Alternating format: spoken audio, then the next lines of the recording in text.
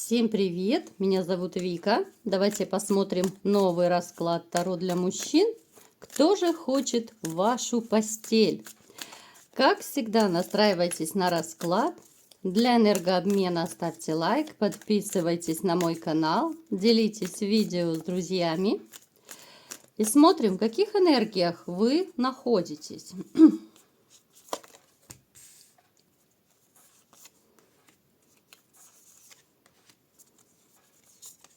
Ух, вы какой боевой товарищ! В прямом и в переносном смысле.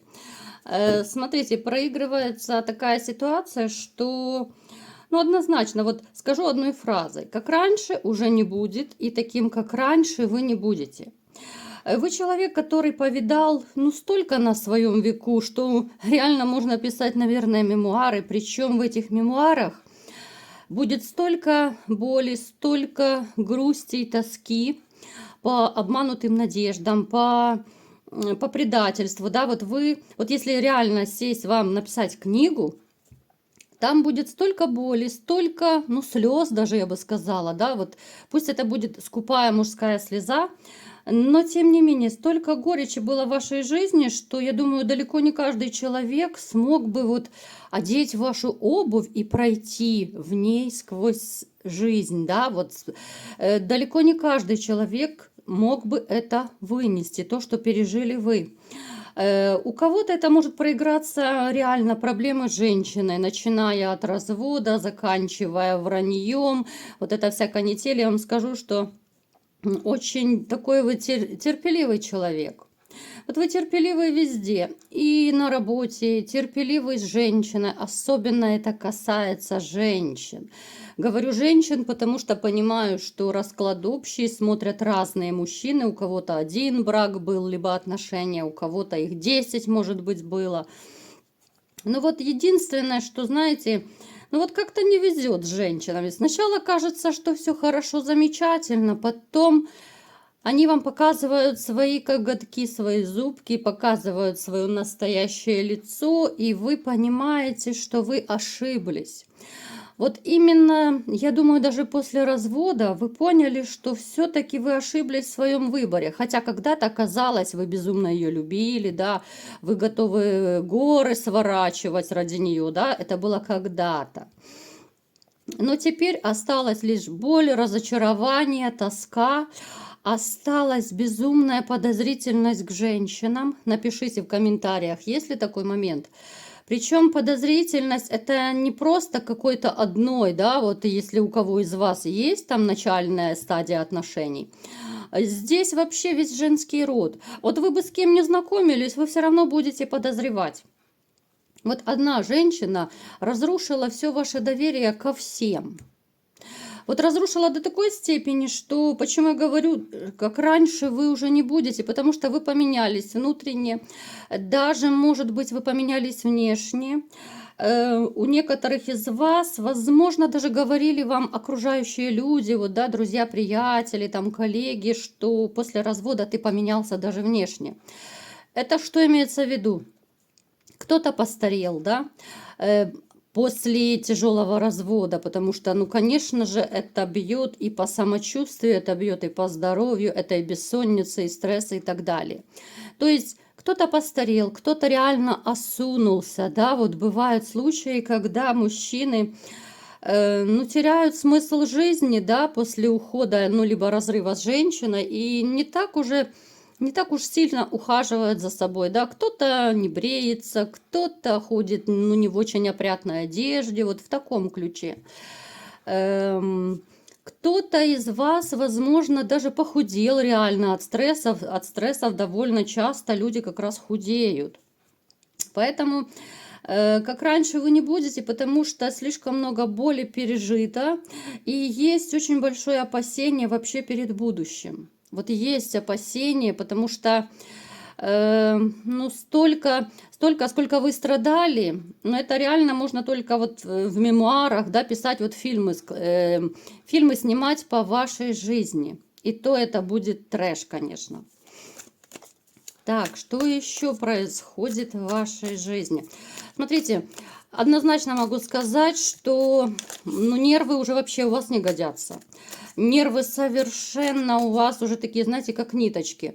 Это может проигрываться, что вы стали более вспыльчивы, причем из-за чепухи. Вот те вещи, те ситуации, на которые вы раньше, казалось бы, даже внимания не обратили, да, сейчас вы можете как спичка вспыхивать, вы можете очень так остро, колко реагировать, просто потому что уже, ну все, нервы растрепали, ну абсолютно нервов уже нет, вот нет уже нервов, нервная система в хлам разбита просто. Вы стали даже как-то более вспыльчивее, более конфликтней, да. Причем могут быть ситуации, когда вы сами можете начинать даже какой-то конфликт. Ну, если по-честному, тогда вы, я думаю, это сами понимаете, это бывает нечасто, это бывает так от случая к случаю, но это может быть, знаете, вот как... Допустим, на работе даже, да, вот, либо же в семье, там, с родными, с близкими, можете какие-то колкости отпускать, можете, ну, какой-то чепуховой мелочи придираться, да, вот, просто потому что плохо на душе, потому что кошки скребут. Мы все довольно часто ну, знаем, что когда у человека нет настроения, когда плохо себя чувствуешь, когда ты понимаешь, что тебе, ну, хреново во всех отношениях, то, ну, в принципе, это каждый человек будет так себя вести, будет остро реагировать, да, на чепуху, цепляться, да, будет более вспыльчивый. Поэтому и вас эта участь, конечно же, не миновала. Хотя когда-то вы терпеть не могли конфликты. Почему я говорю, что другим вы не будете, вернее, таким, как раньше, вы уже не будете? Потому что кардинальные перемены в вашей жизни, кардинальные такие отголоски вашей, ну, семейной жизни, либо же у кого-то это отношения были. Но опять же, проигрывается еще такой момент, что среди вас, вот среди зрителей канала, да, есть такие люди, которые, ну, все равно не могут отпустить свою женщину.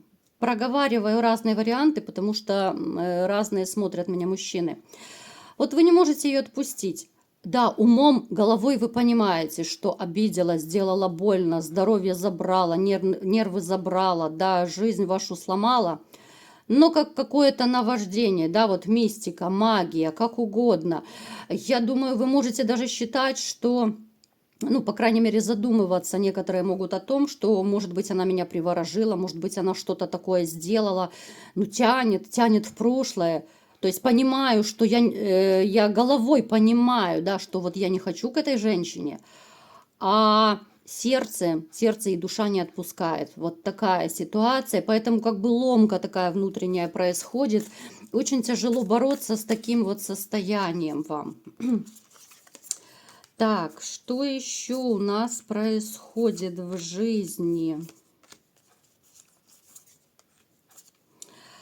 Да, колкости и агрессии очень много добавилось в вашей жизни. Хотя, вот вы как были справедливым человеком, таким, который живет по совести, да, вот по честности, вот таким вы, в принципе, и остались. Вот здесь вы не поменялись и не поменяетесь никогда.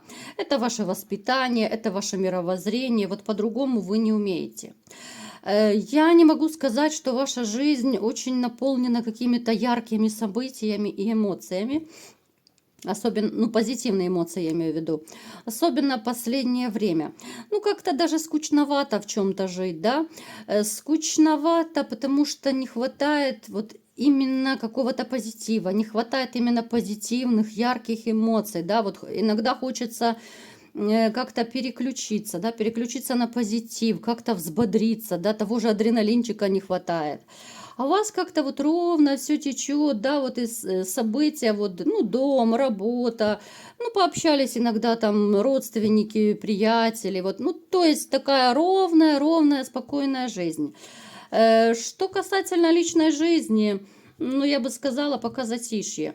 Затишье, потому что, как я уже говорила, как-то доверия вообще нет от слова совсем к женщинам, а без доверия вы не можете вступать в новые отношения, вы это прекрасно понимаете.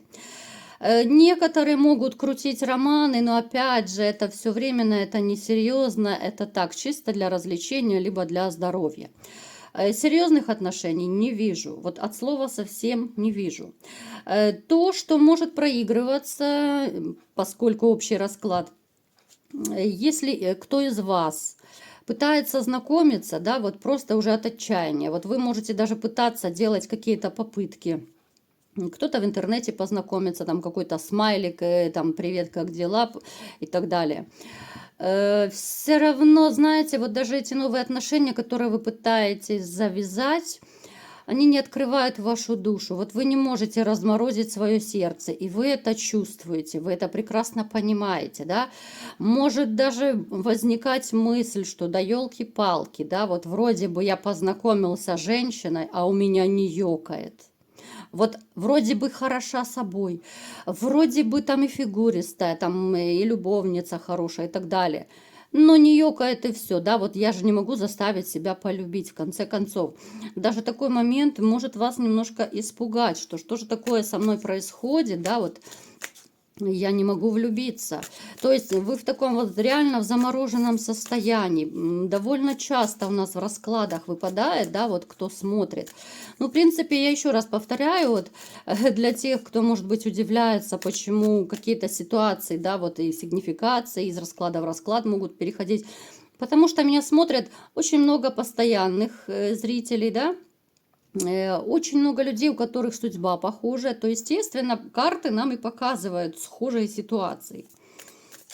Итак, давайте-ка посмотрим, кто же хочет вашу постель, да, потому что, ну, постель, я думаю, у многих из вас все-таки она давно холодная. Она холодная, потому что в ней нет женщины, которую вы бы любили. Вот у кого девочки-однодневочки, ну я их даже не считаю. Они не греют постель, а это так, чистое развлечение, как я уже сказала. А вот по-настоящему, да, ну можно искренне сказать, что постель у вас холодная, и я думаю, скорее всего, уже, ну, давненько. Давайте-ка смотреть, какая же женщина пришла к нам на расклад, да, кто же мечтает попасть в вашу постель и согреть ее. Ух ты, довольно такая таинственная дамочка. Я не могу сказать, что она очень близко к вам находится, но периодически вы с ней пересекаетесь. Я сейчас буду пытаться вам описывать эту женщину, а вы анализируйте, думайте, вспоминайте. Если такая женщина, либо же нет в вашем окружении, потому что вы прекрасно все знаете, что у кого-то это резонирует, у кого-то нет, у кого-то частично, да. Поэтому смотрите, кому подходит, смотрим. Эта женщина, как я уже сказала, она находится на расстоянии, но периодически вы как-то пересекаются. Сюда можно и командировки отнести, сюда можно отнести, может быть, какое-то место, ну, допустим, смотрите, вот, к примеру, чтобы было понятнее. Может, родители у вас живут где-то там на другом конце города, либо же где-то в другом городе, в деревне, да, и вы туда периодически ездите. Там может быть женщина. То есть вы поняли, да, что вы периодически вот с ней пересекаетесь. Это не ежедневно.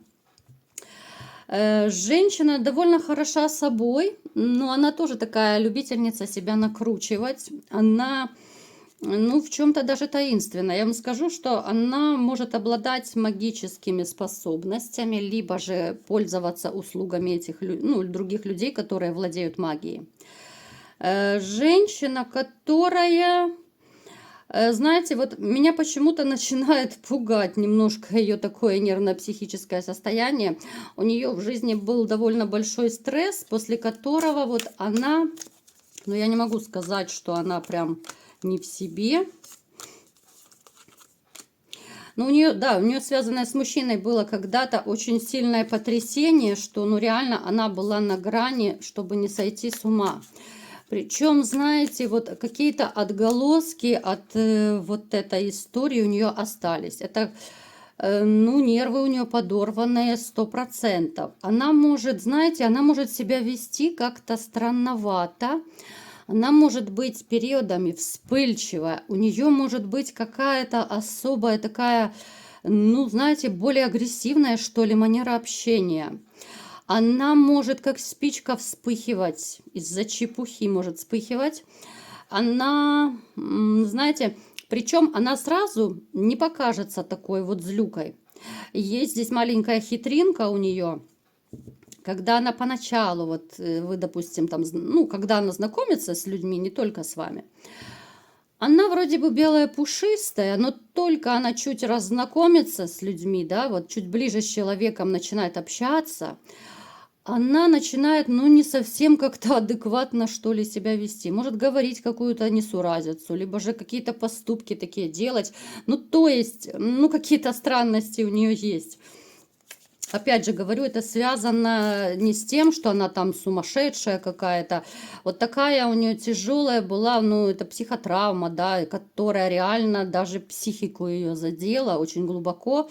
У нее было когда-то лечение, она проходила. Я не говорю, что она в сумасшедшем доме лечилась, ну, то есть она, возможно, там у невролога, у психиатра, может быть, она какие-то таблетки и пила. Я представляю, что вы сейчас подумаете, да, еще чокнутых не хватало, да, сумасшедших. Но, тем не менее, давайте посмотрим просто, чтобы вы знали, предупрежден, значит вооружен, что же это за дама, чем она дышит. На самом деле, она как человек, она очень хорошая, светлая. Просто ее жизнь такой сделала, вот проблемы с мужчиной ее прежним. Она, знаете, она очень добродушная, она любит и животных, она довольно неплохо выглядит. Ну, скорее всего, она будет либо же светловолосая, такая русая, светлоглазая, моложе вас она будет, но не намного моложе. Она очень хочет любви в своей жизни. Но как-то вот с мужчинами ей не очень везет. То ли потому, что они видят, что у нее немножко какие-то вот странности есть, да.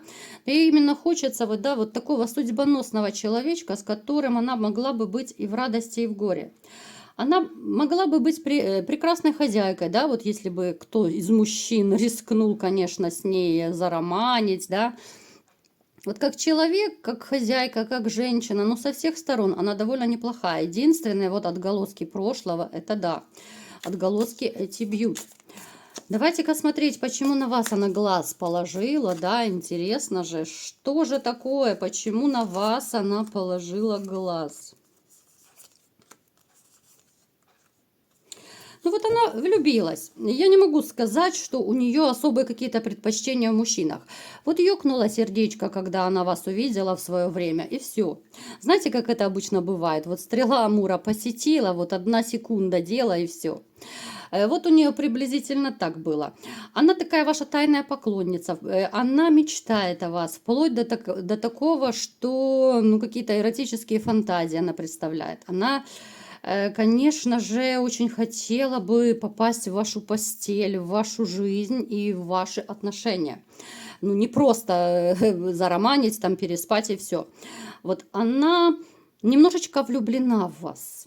Конечно, многие испугаются, да нет, да ненормальная, да зачем. Но смотрите, если резонирует с вами расклад, если есть такая подобная женщина в вашем окружении, вы можете, если хотите, конечно же, зароманить, попытаться с ней какие-то отношения строить. Да, я прекрасно понимаю, что не все хотят романить просто. Но, по крайней мере, вы попытаетесь сблизиться с ней, да, вот как-то начать строить отношения, если вас не испугает, конечно, ее прошлое, ее вот эти какие-то такие выходки. Может быть, кто-то из вас экстремал. У вас могут быть отношения, у вас даже любовь может быть, причем вы сами обалдеете. Вот обалдеете в том смысле, что ну как, да, вот у нее какие-то там странности, она какая-то, ну, непонятная, да, чудит что-то, а вы в нее влюбитесь. Но, тем не менее, такой вариант есть. По 10 динариев, да, вот это вообще супер такая тоже классная, гармоничная очень карта, которая может говорить нам о браке, о гармонии во всем. Поэтому вот эта женщина, которая, казалось бы, такая, ну, не от мира сего, она может войти в вашу жизнь очень плотно и войти не только в постель. Начнется все только... Вот смотрите, если кто из вас решит зароманить с ней, сначала вы рискнете с ней, ну да, конечно же, постель, а как же, мужчины, ну, они без этого не могут, если начинают отношения. Это начнется с постели, но я скажу, что эта постель, давайте вот впечатлит ли она вас, вот если у нас об этом расклад. Нет, она не впечатлит, вот как любовница, я ему скажу, она вас не впечатлит, потому что она не очень опытная. Вот она как вот этот паж Динариев, да, еще учиться и учиться нужно. Она не очень умеющая такая дама в постели. Ну, суперлюбовница ее точно не назовешь. То есть, если кто захочет с ней быть, да, вам придется ее подучивать как-то, навыки, опыт. Ну, потому что у нее не было много партнеров, потому что она не гулящая, да. Это, с одной стороны, хорошо, с другой стороны, может быть, кому-то не очень. Кто-то, может быть, хочет там супер любовницу. То есть ее надо подучить. Она не будет такая супер темпераментная, нет. Она будет, ну, скорее, как, знаете, неопытная девушка какая-то. Поэтому она может согреть вашу постель, но подучить ее придется. И опять же, если вы согласитесь рискнуть, да, вот быть такой женщиной, с одной стороны, она хорошая, да, вот как человек, но вот нервно-психическое состояние, ну, возможно, придется еще подлечить. Такой необычный сегодня расклад. Я сама в шоке по колено. Такая необычная дама пришла. Еще такая, по-моему, не приходила никогда к нам на расклад, да. Ну, смотрите. Предупрежден, значит, вооружен. Кто не рискует, не пьет шампанское, а чем черт не шутит? А вдруг это ваша судьба? Вот такой был расклад. Кому понравился, ставьте лайк, подписывайтесь на мой канал, делитесь видео с друзьями и всем пока!